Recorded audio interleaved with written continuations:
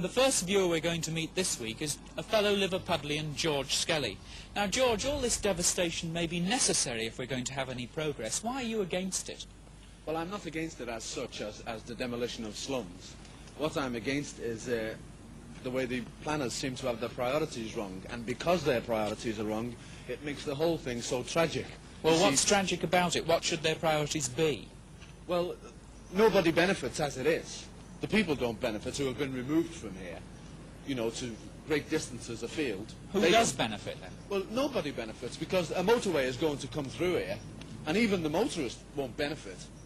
Well, the motorist will benefit by being able to get back into town a bit easier, won't he, from these outlying areas? Ah, yes, but in a democracy you should consider the majority, and the majority who have been removed from here, they're not car owners. They rely on public transport. And is public transport good? Public transport is deplorable. In Liverpool? In Liverpool it's deplorable. You ask anybody who lives in Halewood or Cancel Farm or Kirby and they will tell you. We must pension off the bulldozer. So said Environment Secretary Peter Shaw a year ago, talking about a new approach to the problems of inner city areas. Problems from which Liverpool suffers acutely. Over 30,000 homes demolished in the past 10 years.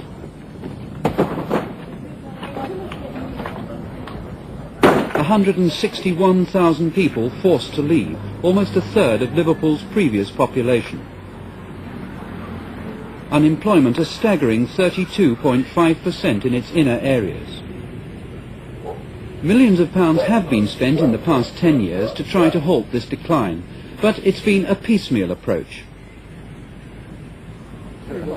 Now Mr. Shaw wants a coordinated approach through the new partnership between government and local authorities. Liverpool is one of 7 areas involved. Ministers and government officials, with local council representatives, will plan how best to use new resources being made available.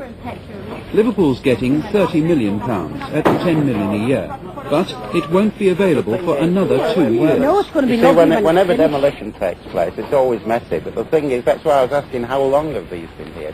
This area grew very rapidly as a result of the Industrial Revolution, and in particular, obviously, the tremendous trade there was through the port. We were a great shipping centre, shipbuilding and so on. What has happened is that industry, and the port in particular, have become mechanised. The trade through the port, although still a tremendous amount of trade, is taking place in containers, which don't require a great deal of handling or a great deal of servicing. The problem is one of an outworn urban structure. The area was built so quickly at the time of the Industrial Revolution that we're now finding it's all falling into a state of obsolescence and decay at the same time. There has been a massive attack on this problem through a slum clearance programme which got rid of something like 40,000 slums from the core of the conurbation over something like a 10-year period. Now, the result of that has been that quite a lot of new housing has been built, and people are finding it quite a satisfactory environment to live in. I'm not talking about the tall blocks now, which have proved very difficult, but there is now quite a lot of just normal housing. But the problems created by this massive turnaround, or a change of housing, has meant that we are left with a large amount of open space.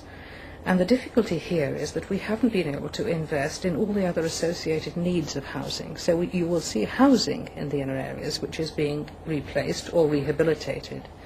But you won't see new parks and new schools and facilities of other kinds, which really in any normal area you would expect to see associated with that housing.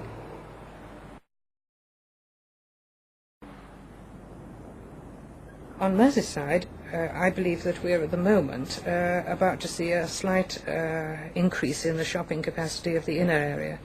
I think that's where we need to get it, and it ought to be reflecting the movement of people back to the inner areas.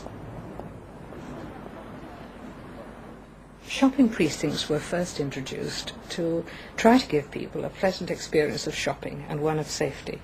And so there was the separation of shoppers at ground level from the cars.